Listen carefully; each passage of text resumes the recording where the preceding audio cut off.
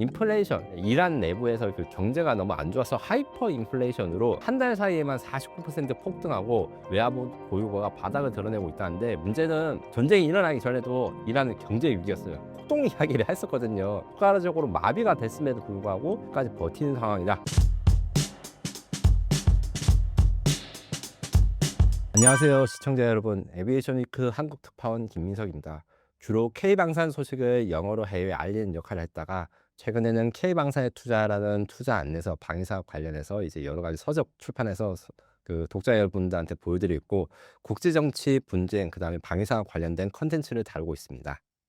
트럼프가 또다시 총격 사건에 휘말렸습니다. 어떤 내용인가요?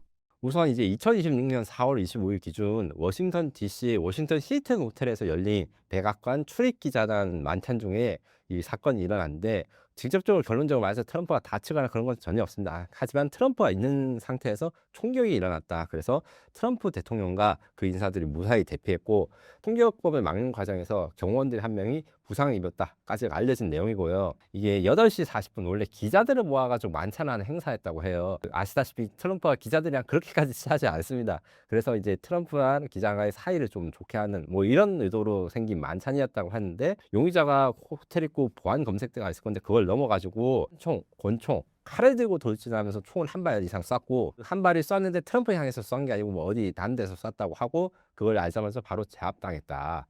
그리고 트럼프 대통령은 총소리가 들리자마자 몸을 숨긴 뒤에 대피를 했는데, 이때 이제 용의자 같은 경우에는 이제 홀 토마스 앨런이라고 하고, 원래 캘리포니아 공대 학사 조립대 컴퓨터공학 석사를 땄다고 하고, 이제 취미생활로 인터넷에 게임을 만들었습니다. 이제 스팀이라는 프로필에 가면 사실 그 사람이 만든 게임이 있는데, 그렇게까지 성공한 사람은 아니었고, 교사도 경력 있고 한다는데 사실 직업이 좀 인정하지 않았다고 해요. 범행 직전에 뭐 매일 그 편지를 가족들한테 보냈는데, 이제 트럼프 행정부 고위직이 표적으로 언급했다. 그리고 정신적으로 좀 문제가 있는 것이 아닌가 이렇게 이야기를 한답니다.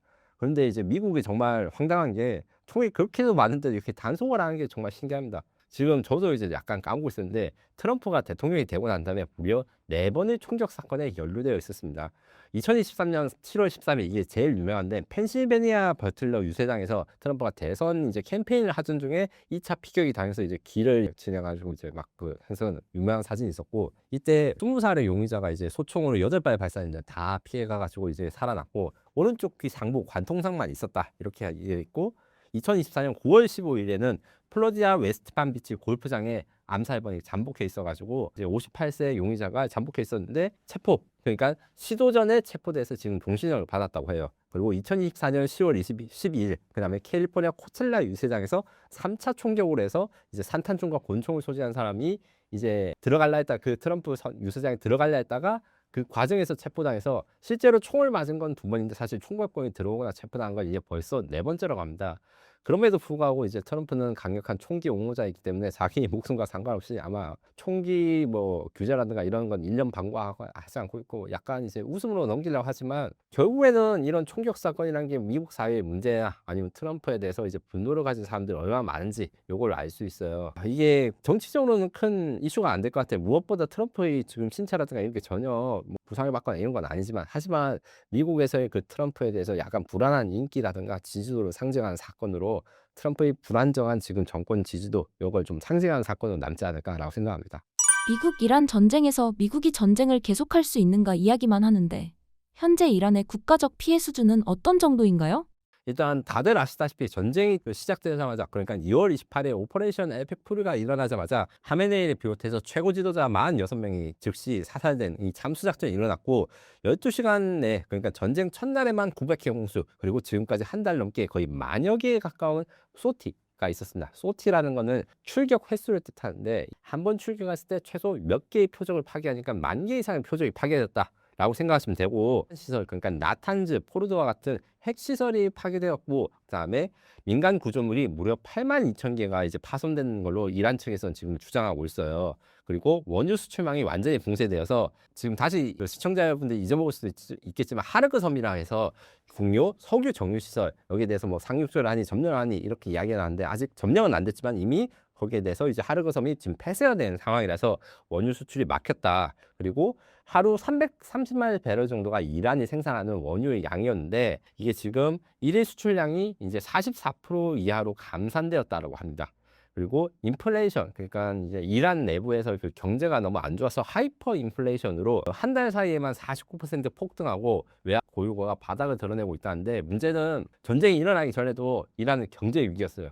계속 이야기를 하지만 우리가 1월 달에만 해도, 그러니까 제가 이란의 폭동 이야기를 했었거든요. 그 경제적 문제로 인플레이션이 많아졌는데 전쟁이 터지니까 그 상태에서 다시 이 49% 이상 인플레가 벌어졌다. 그래서 전체적으로 국가적으로 마비가 됐음에도 불구하고 이란이라는 국가의 특성상 경제가 이렇게 망가져도 전쟁을 수행하거나 버틸 수가 있기 때문에 지금 끝까지 버티는 상황이다라고 생각하시면 됩니다. 대신에 이란 시민들의 이 삶이 너무 힘들어졌어요. 트럼프 대통령이 5월 1일이라는 법적 마지노선에 직면했다고 하는데 현재 어떤 상황이며 왜 중요한 시점인가요? 미국에는 1973년 이후 전쟁권법 워파우스 액트라는 법표가 있습니다. 이게 뭐냐면 대통령이 의회 승인 없이 최대 90일간만 군사작전을 할 수 있다는 법인데, 이 시기를 아셔야 됩니다. 1973년에 왜 지어졌냐? 베트남전에서 멋대로 미국 대통령이 전쟁을 일으켰다가 베트남전에 수렁이 끌어들여가지고 이러지도 저러지도 못했다라는 반성 때문에 생긴 법이거든요. 그래서 법 자체가 베트남전처럼 질질 끄는 전쟁을 막기 위해서 나온 법입니다. 선전포고 없이 개시된 적대행위는 60일 내에 종료하거나 승인을 국회로부터 받아야 되고, 그 시간이 5월 1일이란 거죠. 그리고 트럼프 대통령 근데 이런 거랑 신경을 좀 안 쓰고 있어요. 시간이 많다고 하고 압박을 하고 있다. 근데 이제 의회가 지금 5월 1일 그 전쟁권법에 대한 의회 재승인을 받아주지는 지금 아무도 모르는 상황입니다. 다만 이제 이게 대해서 사실 부정적이고 좀 뭐라 해야 될까요? 안 좋은 전망을 하자면, 이 적대행위에 따른 시한이기 때문에 적대행위가 시작되고 반격을 한 시점부터 90일이거든요. 거꾸로 이야기하면 트럼프 행정부가 해석을 하면 의회가 승인을 안 해도 다시 90일로 시작하는, 그러니까 이란이 다시 미국을 공격하나 하는 것도 시작하면 그걸로 이제 기준을 잡아가지고 새로 또 90일이 지나갈 수 있다. 이런 식으로 회피를 언제까지 할 수는 없는데, 트럼프가 이런 식의 그 행동으로 법을 좀 바이패스한 이런 것들이 좀 강하기 때문에 이런 가능성은 무시할 수는 없다. 그리고 미국 의회 입장에서 또 문제가 있어요. 그러니까 트럼프를 미워하는 미국 의회 사람 당연히 많죠. 심지어 공화당 내에서도 반대파가 있다는데 이 반대파는 일단 적고 대안 세력이 부족한 게 지금 미국 정치의 현실입니다. 이 과정에서 단순히 지금 상황에서 그냥 트럼프한테 전쟁 승인을 패버리고 다 철수해라 하면 이란 사태가 해결된 게 없거든요.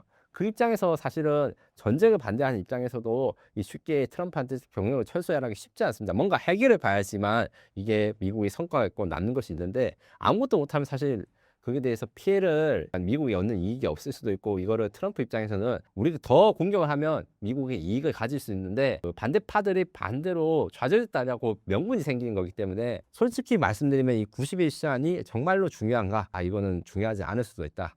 그리고 어떻게 됐든 트럼프의 지금까지 행동할 때 입장에서는 이 군사작전이 진행되면 진행되는 대로 최대 압박으로 해서 자기가 이제 좀 업적으로 삼을 만큼 이란을 압박할 내용을 찾을 것이고, 의회의 승인 때문에 이 압박이 해제되면 사실 제일 비슷한 예, 그 관세 같은 게 이제 법적 문제가 있어서 지금 해제돼서 슈퍼 300조 같은 걸 우회를 하는데, 그때도 사실 잘 넘어갔어요. 워낙 세상이 빨리 돌아가고 이제 저조차도 이제 옛날 뉴스라는 게 작년의 뉴스예요. 그건 좀 잊어먹게 한데, 트럼프가 관점과 이 시점과 관점, 이 사건을 다른 사건으로 치환시켜가지고 관심을 유도하는 게 워낙 능하기 때문에, 단순히 5월 1일에 지나면 미국이 공격을 못한다 혹은 미국 의회가 승인을 안 할 것이다 이렇게 생각하시면 약간 판단을 잘못하실 수 있습니다. 요거는 조심해야 됩니다. 미국은 동결 자산 해제 같은 경제적 제한을 하며 종전을 압박하고 있는데 이란이 이를 받아들일 가능성은 얼마나 있다고 보시나요? 솔직히 말씀드리면 동결 자산 해제만으로 이란이 그 미국과의 휴전을 받아들일 가능성이 매우 낮다라고 할 수 있습니다. 왜냐하면 이 강경파가 문제입니다. 강경파가 단순히 돈 받고 해결하지 말자 이런 게 아닙니다. 강경파 역시 사실은 그들도 이란의 경제라든가 시스템에 굉장히 중요한 역할을 하고 있어요. 근데 문제는 강경파들은 몰래 무역을 하고 제재를 회피해가지고 뭐 이란에 뭐 수입을 하거나 뭐 환치기를 하거나 이런 걸 하기 때문에 제재의 영향을 받지 않는다. 이런 상황 입장에서는 단순히 공식적인 자산, 그러니까 이란 정부의 공식 수출된 석유 수출 대금이나 이런 것들은 어떻게 보면 받으면 좋은데 당장 그게 없다고 굶어 죽을 건 아니거든요. 그들의 재산은 비합법적이거나 규제를 우회한 데서 나오는 거기 때문에 그래서 지금 현재 이제 카타르, 한국 등의 이란의 동결 자금이 60억 달러라고 있다고 해요. 요거를 미국이 요거를 제안하면서 니들이 핵 포기를 하고 하면 이런 것도 줄게라고 제안을 할 가능성이 크지만 이런다 해가지고 이제 이란이 이것만으로는 해결하기 너무 힘든 거예요. 특히 강경파들을 설득하는 것이 어렵습니다. 그래서 미국은 자산 해제 대가로 핵 농축 전면 중단, 탄도미사일 프로그램 전면 폐기, 그리고 프록시, 뭐 헤즈몰라라든가 시리아 지원 중단 등 15개 요구안 내놨는데 이 요구안을 다 들어주기에는 이 60억 달러의 제재 해제는 너무나 작은 금액이다. 다른 그 혜택이나 다른 제한이 반드시 있어야 됩니다. 특히 체제 생존이 우선인데 이란은 지금 현재 상태로 그 고차가 되면 경제가 나빠지는 거에 대해서 또 이것도 이란도 비슷하게 경제가 나빠진 탓을 미국이 폭격하기 때문에 떠넘길 수 있으면 체제 유지가 가능하거든요. 이런 것들 때문에 사실 쉽지 않습니다. 다른 돌파구가 있어야 됩니다. 미국이 정보전과 AI를 사용하는 이야기만 언론에 나오는데 혹시 이란도 AI와 위성을 사용해서 전쟁을 수행하는 거 아닌가요? 네, 일단 공식적으로 중국은 이번 사건에 대해서 중립을 지키고 평화가 지속되기를 원하고 있습니다. 그리고 CNN 등 일부 언론에서는 중국이 대공미사일 시스템 등 여러 가지 제품을 이란에 이제 수출할 것이다 라는 보도가 나오는데 부정을 한 상태이고요. 제가 보기에도 이 중국이 함부로 무기 지원이라는 걸 하지 않을 것 같아요. 왜냐하면 다른 걸로 지원할 수 있는 경로가 굉장히 많습니다. 중국의 미자르 비전이라는 스타트업이 있습니다. 이 회사는 위성 스타트업입니다. 무슨 말이냐면 인공위성 사진이 있습니다. 구글 지도나 뭐 네이버 맵 하면 약간 위성 사진 우리가 누구나 볼 수 있잖아요. 그걸 어떻게 쓰는 것이냐. 인공위성 사진은 누구나 살 수 있는데 이 위성이라는 거는 항상 찍어야 되는 날짜, 시간이 일정합니다. 그래서 고객이 사는 시간에 사는 지역, 날짜, 그러니까 가령 여기 지금 사무실이 있는 곳에 뭐가 지나간다. 누굴 찾는다 할 때 그 시간에 사진만 찾는 거고 나머지 사진은 안 팔리거든요. 이런 재고된 사진들을 싸게 모아가지고 빅데이터 분석에 쓰거나 AI가 분석에 쓰는 스타트업들이 국내에 여러 가지 있고 중국의 미자르 비전도 그중 하나입니다. 이 미자르 비전이 어떤 일을 했느냐, 전쟁이 났을 때 SNS 공개에다가 미군 부대 그리고 미군 기지 상황을 그대로 자신들 분석해서 보여준 거예요. 그래서 중동의 미군 기지에는 뭐 미사일이 몇 개 있고 항공기가 몇 개 있고 이런 배치를 그대로 공개를 한다거나 미국 항공모함이 인도양 어디에 떠 있는지 이거를 정확하게 위치를 좌표를 짜가서 보여주는 거나 이런 것들을 했습니다. 이랬을 때 결국에는 이런 자료들은 데이터의 형태이기 때문에 이란한테 제공될 가능성이 매우 충분하다. 그렇게 되면 이란 입장에서는 그들도 이제 미국처럼 엔트로픽을 클로드를 사용해가지고 이번에 공격을 했다 뭐 이런 말들을 했고 이제 팔란티어도 있고 이 AI를 사용해서 전쟁을 했다고 미국이 이야기한 것처럼 이란도 중국 스타트업들의 이런 AI 기술이라든가 위성 기술을 받아서 자신들이 미사일 쏘는데 다 잘 터졌는지 성공했는지 알 수가 없는데 이런 자료를 보면 알 수가 있고 다음번에는 여기가 지금 상황이 안 좋으니 여기가 상황이 있고 상태가 이러니까 다음번에 이렇게 공격하면 된다 이런 인사이트를 얻을 수가 있단 말이에요. 이런 식으로 지원을 해준 게 상당히 있었다. 그래서 지금 이제 이란의 공격 성공 중에 성공 사례가 이제 요르단에 있는 사드 공군기지, 그러니까 사드 미사일 배치된 기지에 사드 레이더를 파괴하거나 여러 가지 이제 큰 레이더, 뭐 7천억짜리 레이더를 파괴하고 이런 사건들이 이런 중국의 정보 지원이 있었기 때문에 가능한 거 아닌가라는 이야기가 많아요. 그러면 이제 중국들은 앞으로도 이렇게 계속하면 이제 전쟁이 단순히 AI랑 인공지능, 인공위성 같은 게 미국의 그 전유물이 아니라 우리 상대방 작은 나라들이냐 아니면 약한 나라들도 이렇게 지원을 하냐 이용할 수가 있다. 이거는 사실 미국 입장에서는 큰 문제가 될 것입니다. 미국이 쿠바를 공격할 가능성이 제기되고 있습니다. 이 부분 어떻게 보실까요? 이 이야기가 나오게 된 그 계기는 2026년 4월 14일 미국의 정치 전문 매체 악시오스가 트럼프 행정부가 발표한 비밀 문서를 입수했습니다. 이 보고서에 따르면 우크라이나 러시아 전쟁에서 쿠바 국적자들이 러시아 편에 서서 러시아 군사 작전을 지원하는 외국인 전투원 1,000명에서 5,000명을 쿠바 사람들이 하고 있다. 그리고 이 수치는 북한을 제외하고는 가장 큰 규모의 외국인들이 지금 러시아 편에 서서 파병을 하고 있다. 이런 내용입니다. 이러니까 미국이 이제 입장에서는 러시아를 도와주고 이런 것에 대해서 보호하는 것도 있고 전통적으로 쿠바에 대해서 공격을 좀 민주화, 쉽게 말해가지고 정권 전복을 하고 싶은 욕구가 많았어요. 쿠바는 어떻게 비교하냐면 미국 입장에서 대만과 똑같은 겁니다. 중국이 대만을 통일하고 싶어 하듯이 쿠바를 그들의 표현으로는 정상화하고 싶어 해요.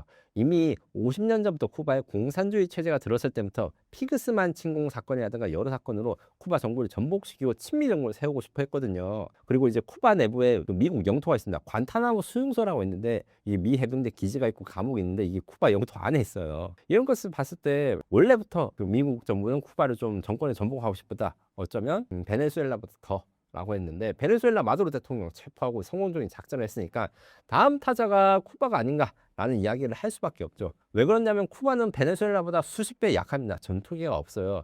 그들이 군사 퍼레이드 할 때 대공포 이런 것들을 소달구시에 끌고 와가지고 좀 비웃음을 삼기도 했고 군사력이나 재래식이 제대로 해서 형편없습니다. 이 와중에서 지금 현재 쿠바를 지원해 줄 수 있는 나라가 그렇게 많지 않아요. 그나마 러시아가 쿠바에 대한 지원 의지가 많아서 미국이 쿠바에 에너지 공급을 끊어버린 제재를 당했는데 러시아 유조선이 이 제재를 뚫고 이제 미국을 반대로 무릅쓰고 쿠바로 와가지고 기름 공급한 사건도 있었거든요. 이런 식으로 해가지고 근데 이제 병력을 주거나 이렇게 할 수는 없고 하니까 미국 입장에서는 쿠바를 점령하려면 할 수 있죠. 근데 점령하고 나서가 문제입니다. 군사력은 약하지만 민병대, 밀리터리아들이 30만에서 40만 명 있고 이들이 정글에서 옛날에 그 체게바라라는 사람이 있을 거고 카스트로가 있을 때 시대로 유격전을 한다면 아무리 위성이 발달하고 폭격을 많이 한다 해도 쉽게 안정화를 하기 어렵거든요. 이런 걸 생각했을 때 언뜻 생각하면 쿠바에 대해서 침공할 요인은 매우 낮아요. 그리고 지금 사실 피델 카스트로라는 그 쿠바 정부가 막 엄청나게 뭐 미국 정부가 갈등한 것도 아니에요.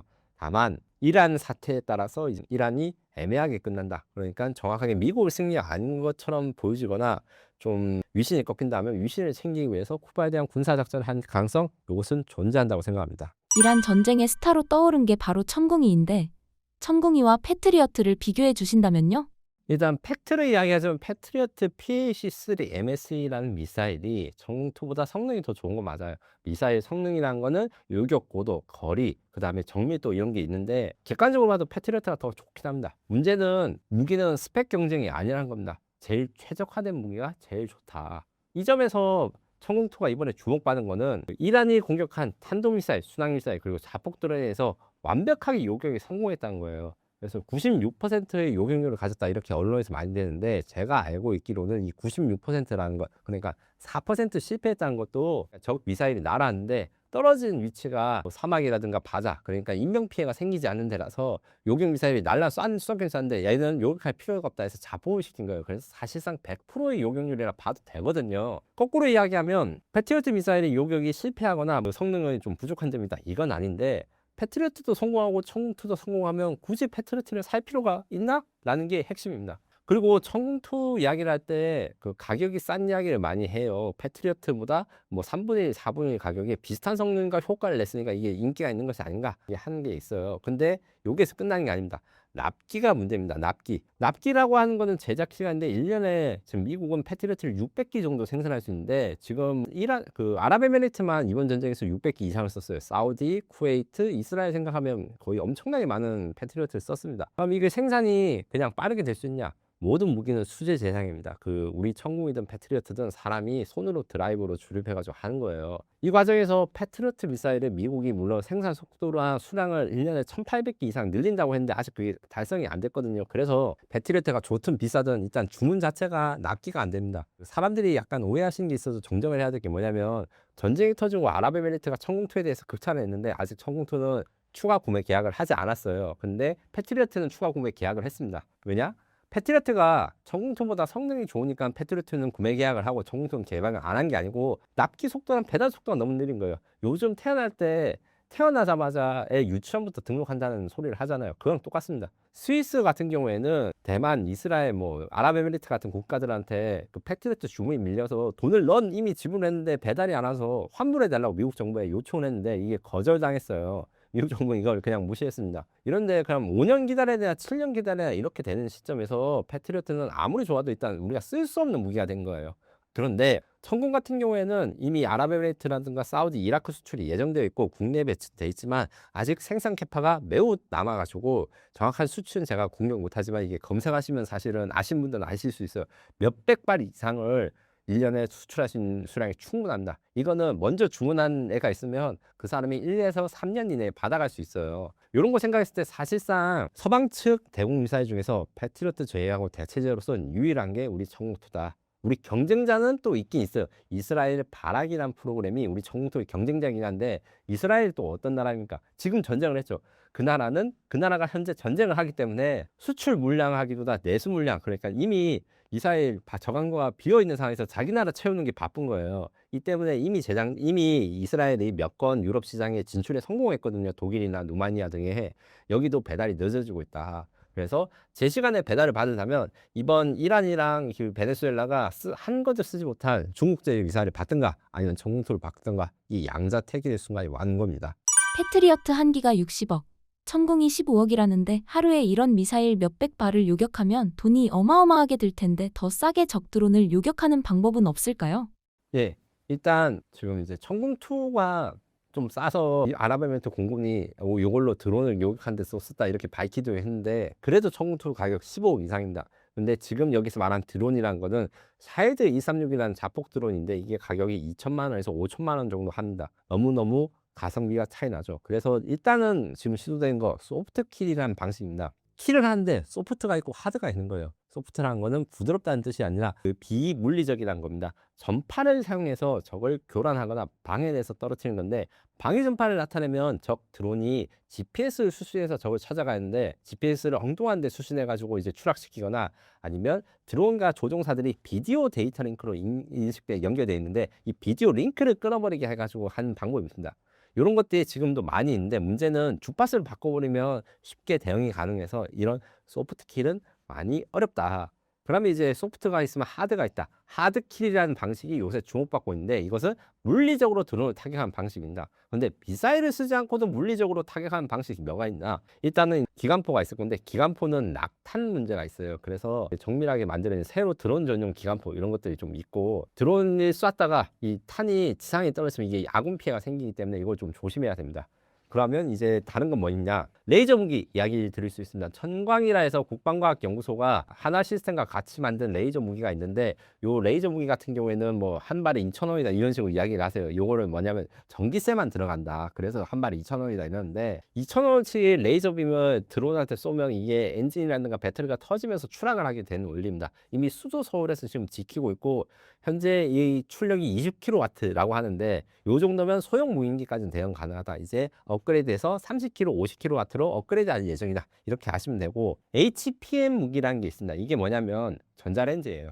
전자레인지의 마이크로웨이브랑 그 전자파가 그 음식을 데우는 거랑 똑같은 전자파를 드론한테 주면 어떻게 되냐? 드론 안에 있는 전자기기 칩들이 과열되거나 고장이 일어나요. 그럼 추락하게 됩니다. 이것도 지금 국내 업체는 물론 해외에서도 개발 중이다. 그리고 마지막으로 제일 확실하고 좋은 것은 드론입니다.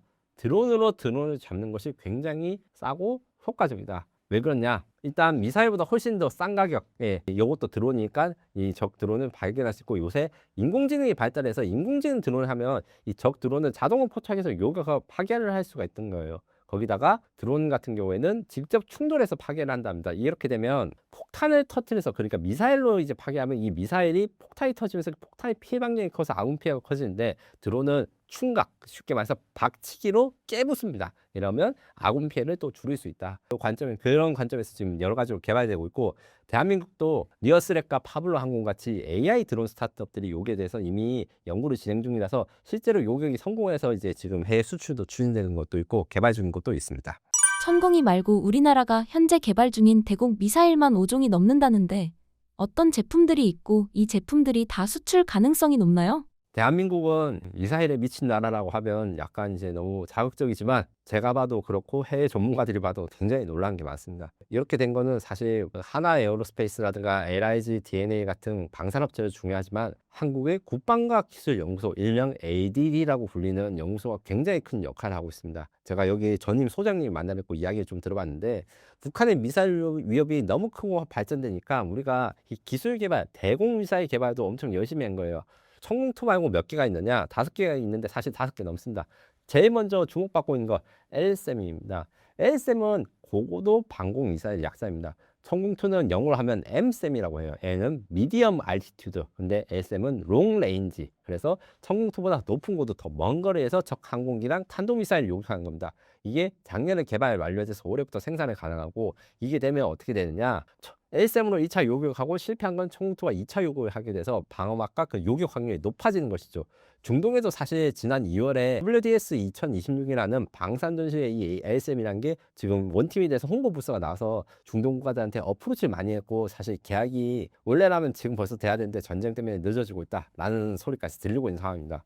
그러면 LSM은 1만이냐? LSM2도 있습니다. LSM1은 다 좋은데 성능이 그 우리가 말하는 사드, 지금 성주 기지에 배치됐다는 요거보다는 약간 떨어진데, LSM2를 개발해가지고 이미 사드만큼의 능력을 가지는 차세대 장거리 대공 미사일이 개발 중입니다. 그래서 높은 고도는 이렇게 있고, 천궁은 천궁2를 만들고 있는데 천궁3도 따로 있어요. 천궁3는 뭐냐? 또 LSM과 천궁2 사이에 그 성능 중간 성능인데, 얘는 금속 미사일 요격 가능합니다. 초음속 미사일은 쉽게 말하면 그냥 미사일이 일종의 탄도 궤도, 그러니까 포물선을 그려서 일정한 궤도로 떨어지니까 속도가 빠른데 대충 어디 떨어지는지 알 수가 있는 거예요. 근데 고도가 낮고 막 선해 비행을 해서 어디에 떨어질지 모르는 미사일을 요격하는 걸로 만들어지고 있고, 그리고 천궁크보다 낮은 고도, 그러니까 저고도에서는 AMD라는 무기체계가 있습니다. 한국형 아이언돔이라 부르는데 아이언돔보다 훨씬 성능은 좋아요. 북한의 탄도미사일과 다연장 로켓포를 요격하기 위해서 대량으로 장착되는 건데, 천궁2 한 개 포대가 미사일이 한 60발 정도 단다면 이 LAMD는 한 개 포대에 미사일이 192발 이상 들어갑니다. 왜냐하면 대량으로 쏟아지는 저가형 로켓을 요격하기 위한 이런 전용 무기체계이기 때문이죠. 그래서 이게 완성되면 LAMD1, LAM2, 천궁2, 천궁3, LSM, LSM2 여기다가 뭐 드론 요격 미사일 등 해서 우리가 대공 미사일은 정말 거의 미국까지는 아니더라도 거의 미국에 근접할 정도로 열심히 개발하고 있다라고 생각하시면 됩니다. 최근 퍼스텍 등 중견 방산주가 급등하고 있습니다. 단순한 전쟁 테마주 열풍입니까? 아니면 알짜 기업들의 재평가 기회일까요? 지금까지 사실 큰 방산 기업들만 주목받았는데, 사실 우리나라의 방산의 허리를 잡는 이런 중견 기업과 중소기업도 굉장히 중요합니다. 뭐 퍼스텍, MSC 솔루션, 뭐 현대, 위아 등 이런 기업들이 S&T, 모티브 뭐 이런 기업들이 있는데, 이게 일반적으로 우리가 이제 자동차라든가 배 만드는 거랑 좀 달라요. 제가 앞서 미사일 이야기 때 ADD를 이야기를 했죠. 천궁2 미사일이라든가 이런 것들 지금 현재 천궁 그 LIG DNA랑 퍼스텍이 LIG DNA의 하청업체로 구동장치 공급 계약하고 이런 걸로 알려졌는데, 약간 말씀하신 거는 이 하청 관계가 아닙니다. 무슨 말이냐? 천궁2의 지적재산권 IP는 국방과학기술연구소, 우리 정부가 가지고 있어요. 그래서 이 천궁2 미사일을 만들 때 제작은 DNA가 해라, 구동장치는 그 퍼스텍이 해라, 탄두는 풍산이 해라, 이런 식으로 정부가 지정한 업체들이 만든 거라서 이쪽의 갑을 관계는 약간 다릅니다. 거기다가 우리나라 방산 계약할 때 특징이 있습니다. 내수 수출, 한국군 있을 때는 원가 검증이라는 걸 합니다. 원가 검증이 뭐냐? 이 가격을 부르는 대로 사는 게 아니라 공장에 직접 사람이 가서 니들이 얼마에 파는데 진짜 이게 파는 게 적당한 가격인가? 그리고 니들이 이윤을 몇 퍼센트 붙인다는데 3. 몇 퍼센트 붙일지 6% 붙일지 요거를 정부가 정합니다. 그래서 거꾸로 이야기하면 뭐 한 번에 많이 엄청 남길 수는 없는데, 대신에 정부가 가격을 딱 정해주는 거예요. 그리고 요거는 수출이 되면 좀 다릅니다. 수출되면 이런 제한이 없기 때문에 약간 이윤도 마음대로 붙일 수 있고 이런 과정이 있어서 방산 수출에 대해서 좀 주목하셔야 된다, 이렇게 말씀을 드려야 되고, 단순 테마라고 보기에는 이 사람들의 실적이 굉장히 많다. 그리고 어떻게 보면 이런 기업들 같은 경우에는 지금 현재 국내 방산업체랑만 이야기를 하고 있는데, 전 세계에 지금 방위사업체나 방산기업들이 한국을 주목하고 있습니다. 왜 주목하고 있냐면 생산 능력이 너무 뛰어나기 때문에, 언젠가는 로키드 마틴이라든가 이런 뭐 미국, 유럽의 엔비디아 같은 최 1티어 세계 최고의 방산업체들고 한국의 중소기업들이 차지할 가능성이 있다. 이걸 염두하시고 이제 투자에 참고를 하셨으면 좋겠습니다. 최근 국방 AI나 드론을 내세운 스타트업들의 상장이 줄을 잇고 있습니다. 무늬만 방산인 껍데기 기업을 걸러내고 진짜 가치 있는 기업을 찾는 투자 기준은 무엇입니까? 굉장히 어려운 질문입니다. 다만 아무래도 소버린 AI라든가 드론 산업 같은 게 주목받으니까 국방과 AI, 국방과 드론을 연결하는 기업들이 많아요. 그 중에서도 정말 열심히 하시는 분도 있고, 제가 이제 몇 개 시사도 가고 있는데, 특정 업체를 이제 제가 좀 하기에는 조금 조심스럽지만 조심해야 될 부분도 있습니다. 왜냐하면 제가 실제로 공장을 방문하거나 R&D 센터에 방문하면 방산 쪽이 아닌데 적당하게 뭐 프레젠테이션이나 그래픽을 만들어서 우리 제품이 방산에 쓸 수 있다 이렇게 주장하시는 분도 솔직히 많아요. 전 그게 굉장히 걱정되고요. 이런 걸 했을 때 사실 진짜 검증된 장비 혹은 대기업과 협업을 해서 실제로 납품을 하는지, 이게 중요합니다. 그래서 일부 지금 상장을 준비 중인 기업들, 제가 직접적으로 명시는 안 하겠지만 같은 경우에는 LIG DNA라든가 대한항공과 이제 협업을 해서 이미 제품을 공급해가지고 그 기술력을 인정받은 기업들이 있어요. 이런 기업들은 이제 좀 사실 투자에 대해서 저는 당연히 추천할 만한데, 실적이 없이 그 단순히 투자금을 막고 이제 그 상장만을 목적으로 존재하지 않는 제품을 스펙을 하거나, 아니면 이제 방산이라는 게 좀 너무 어렵고 좀 막연하다 보니까 여기에 대해서 사람들이 이제 실제로는 다른 데 맞는 기술인데 자기들만 있는 기술인 것처럼 포장을 하거나, 혹은 공장이라든가 설비가 부족한데 좀 이런 거에 프로토타입으로 막고 이런 것들이 있어서, 사실은 이제 정확한 기업 평가라든가 이런 것들을 참고해 가시면서, 특히 코스닥에 진출하는 이제 중소방산업체들 요게 대해서는 보도자료만 믿으시면 안 됩니다. 그리고 보도자료만 나온 것도 조심하셔야 됩니다. 진짜 능력이 있고 여기는 취재할 만한 가치가 있기 때문에 이제 여러 가지 취재기가 나온 기사가 있거나 아니면 실적이 나온 것들을 확실히 보셔야 된다라고 말씀을 드리고 싶습니다. KAI 주가 급락 사태처럼 방산주는 수주 결과에 극도로 민감합니다. 이렇게 변동성 큰 방산주에 투자할 때 반드시 지켜야 할 철칙 한 가지만 꼽는다면요? 개인적으로 투자하신 분들한테 제가 꼭 이야기를 하는 거는, 한국 방산주는 전쟁이 끝나야지 장사가 잘 됩니다. 요 이야기를 좀 하고 싶은 게 뭐냐면, 사업에 탈락되거나 붙였다 이런 거 했을 때 방산주가 왔다 갔다 하는 건 사실 어쩔 수 없는 것 같아요. 왜냐하면 방산주는 민수시장이었고 오로지 정부 대 정부간 계약이고, 계약 결과를 따라서 그 회사 매출 전체가 결정되기 때문에, 공공사업에서 떨어지지만 뭐 민수시장에서 잘 팔리고 이런 게 없어서 이 특정 사업에서 떨어졌다 이러면 당연히 주가가 떨어질 수밖에 없습니다. 다만 이 관점에서 정부간 관점을, 계약이라는 관점을 항상 염두에 두셔야 되는 게, 방산주가 그 단순히 이제 계약 그 말고도 전쟁이 끝날 것 같으면 떨어지고 전쟁이 계속될 것 같으면 올라가는데, 이게 좀 잘못된 겁니다. 정부간 계약이라는 뜻은 그 상대방 구매국이 그 구매를 할 여유가 생겨야지 구매를 한다는 겁니다. 거꾸로 이야기하면 지금 K방산의 중동 수출한 게 이란 전쟁 때문에 못하는 거 많습니다. 그래서 전쟁이 끝나가지고 진짜 이제 그쪽에서 사람이 한국으로 넣을 수 없거나, 아니면 우리 계약팀이 중동에 가서 직접 하고 이런 것까지 좀 기다려야 되는 것 때문에 지금 밀린 계약들이 있기 때문에 있고, 그래서 단순히 전쟁이 끝났으니까 방산주를 손절하자, 전쟁이 계속될 거니까 방산주를 사자, 이거보다는 실제로 어떤 기업들이 어떤 수주를 기다리고 있고 그 사업들의 수주 가능성이 어떻게 되는지를 좀 따져보시면서 투자를 해야 됩니다. 그리고 전쟁이 났는데 왜 이렇게 물건 안 사냐, 이렇게보다는 전쟁이 일어나고 있으니까 이 사정 때문에 계약이 지연되고 있구나, 이게 굉장히 많거든요. 동남아시아 국가를 비롯해서 중동에 이런 것들로 해서 우리나라 정부한테 한 달, 두 달만 밀려나 이렇게 하는 게 많습니다. 이런 것들을 감안하셔서 방산주 투자에 참고가 되셨으면 좋겠습니다. 네.